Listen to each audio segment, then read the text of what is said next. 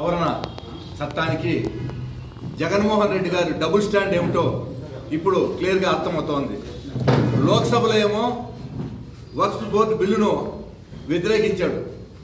రాజ్యసభకు వచ్చే టయానికి లోపాయకారి ఒప్పందంతో పూర్తిగా ఆయన మద్దతు ఇచ్చాడు.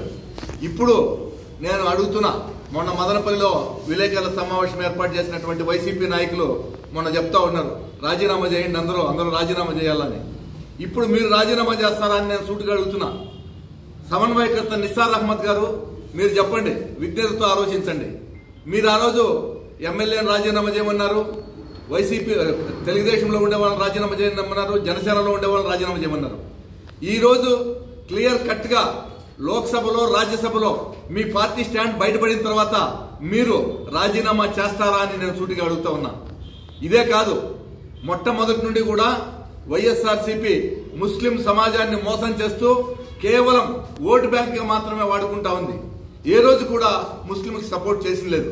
గతంలో సిఏఏ బిల్లులకు కానీ ఎన్ఆర్సీ బిల్లులకు కానీ 370 ఆర్టికల్ రద్దు విషయంలో కానీ పూర్తిగా లోపాయకారి ఒప్పందంతో ఆ రోజు ఓటింగ్ చేశారు. మీకు వ్యతిరేకంగా ఓటింగ్ చేశారు. అది మీరు విజ్ఞతతో ఆలోచించలేకపోతున్నారు. మాకు 5% రిజర్వేషన్ ఇచ్చారు, 4% రిజర్వేషన్ చేశారు, అందుకు మేము ఉన్నామంటున్నారు. మీకు ఒక్క మేలు అక్కడ చేసింటే మేము ఇక్కడ అనేక మేలు మైనారిటీ సమాజానికి చేస్తున్నాం. ముఖ్యంగా ఆనాడు ఇక్కడ మదనపల్లి నియోజకవర్గంలో ముఖ్యంగా మైనారిటీలంతా నిస్సార్ అహ్మద్ గారికి మీకే మెజారిటీ ఓట్లు వేశారు. మా పార్టీ వ్యక్తికి షాజహాన్ బాషా తక్కువ ఓట్లు వేశారు. అయినా ఈరోజు షాజహాన్ బాషా చతురతతో ఆయన మైనారిటీ సమాజాన్ని అంతా కూడా ఆయన వైపు తిప్పుకున్నారు. అందుకు మీకు ఈర్ష్యపడుతున్నారు. ఈర్ష్యతో మీరు ఈరోజు పత్రికా విలేకరుల సమావేశంలో మాట్లాడుతున్నారు. కానీ నిజానికి అందరూ అర్థం చేసుకుంటున్నారు, ఈ వక్ఫ్ బిల్లు అనేది పేద ముస్లింలకు ఉపయోగపడేటువంటి బిల్లు. ఈ బిల్లును వ్యతిరేకించడానికి ముఖ్య కారణం ఏమంటే, సాక్షి ప్రధాన కార్యాలయము వక్ఫ్ బోర్డు ఆస్తుల మీద నిర్మింపబడినటువంటిది. అందుకని లోక్సభలో ఒక స్టాండు, రాజ్యసభలో ఒక స్టాండు. ఈ విధంగా మీరు డబుల్ స్టాండ్ తీసుకుంటున్నారు. మొట్టమొదటి నుండి కూడా వైసీపీ ముస్లింలను మోసం చేస్తూ వాళ్ళకు ద్రోహం చేస్తా ఉంది.